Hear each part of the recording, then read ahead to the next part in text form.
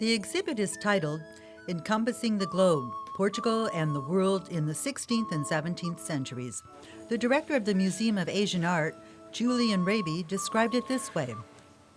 This exhibition covers a century of wonder, when Europe became increasingly acquainted with the manifold marvels of Asia, Africa, and the New World, and when the peoples of those lands first became acquainted, sometimes rather quizzically, with Europeans. It was indeed the very beginning of our global era. When you come into the first gallery, you'll see a spectacular sequence of rare early maps. It becomes clear that the worldview changed dramatically within a few decades after the Portuguese discoveries. This naval empire connected civilizations from all the known continents, transforming commerce and initiating unprecedented cultural exchange. The guest curator for the exhibit is Jay Levinson, director of the international program at the Museum of Modern Art in New York. This was the most up-to-date map in the early 15th century in Europe, made in Florence, a manuscript, but it was actually a 2nd century AD map by the Greek cartographer and geographer Claudius Ptolemy. And this is a map actually by the same cartographer, but showing a modern view of the globe around 1490. It shows the African coast. And look at the way he had to cut into the bottom margin of the map to show that you could actually sail into the Indian Ocean. But of course, it's 1490, and there was no America yet. Jump ahead half a century, and the planet is transformed. A huge wave of exploration has brought the world into focus. Africa takes on a distinctive shape.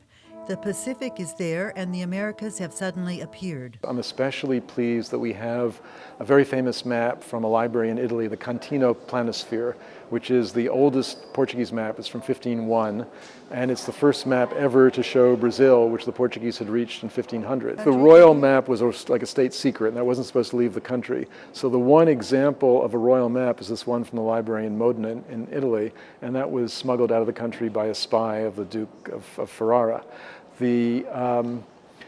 It's actually quite fortunate that it happened because the royal maps were kept in the palace in Lisbon, which was completely destroyed in the earthquake of 1755. So the map that was smuggled out is the only map of that type that has survived. Throughout the 15th century, the Portuguese ventured down the Atlantic coast of Africa, where they acquired gold and slaves. Artisans in the kingdoms of Benin, Congo, and present-day Sierra Leone traded exquisitely carved exotic ivory objects. Ivory tableware, hunting horns, and salt cellars, a type of ceremonial container to protect the precious commodity of table salt, were all commissioned by the Portuguese. Some of the fascinating objects are seething with tension. This 16th century Nigerian salt cellar depicts a slave ship with Portuguese sailors supporting it. The sailors' faces are carved like African masks, and the ship's captain holds an African spear. The effect is charming until you notice the small, wide-eyed face peering out from inside the ship. It takes on a disturbing edge. The Kunstkammer collection typically included exotic substances representing the three kingdoms of nature: animal, vegetable, and mineral. The collection highlights natural objects that reveal God's ingenuity, but also the human handiwork that shows the artist's ability to compete with the divine. This stool was made from the bones of an elephant, presented as a gift in 1551 by King João III of Portugal to the Archduke Maximilian II of Austria. It is engraved with the Maximilian II coat of arms. These ostrich eggs are fashioned into cups in ornate gold mounts.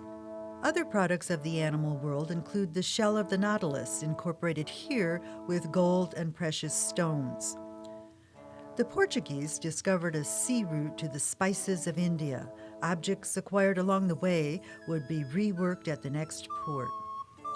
A heart-shaped tortoiseshell flask from India, brought to Spain and mounted with silver. A 16th century tortoiseshell from India fashioned into a plate. It's the same thing with these objects. An Indian craftsman turned it into some luxurious shape, and then when it got back to Europe, they gave it to a goldsmith to turn it into, a yet more luxurious object. So you can see how fascinated people were with the materials also that were coming back from these new worlds. A rhinoceros horn mounted in Lisbon with gold filigree, pearls, and rubies. Indian mother-of-pearl vessels that were given precious silver gilt mounts when they arrived in Europe in the 16th century. An ivory fan carved in Sri Lanka. Also from Sri Lanka, sculptures of the Child Christ, of rock crystal, gold, sapphires, and rubies. The exhibit features rare works from 16th and 17th century Japan, rare filigree from India, and objects from the imperial Chinese court. And the great thing is that people had such they clearly appreciated each other's art. You don't have the sense that they looked at something in India and said, oh, that's foreign. So that part is also rather encouraging. It's a little more modern. They had, when the Portuguese got to Africa, they immediately understood that the African ivories were incredible objects and they wanted them. For all that it changed the world, Portugal's empire remains largely unknown in America, where it was overshadowed by the Spanish. Carolyn Turner for Voice of America.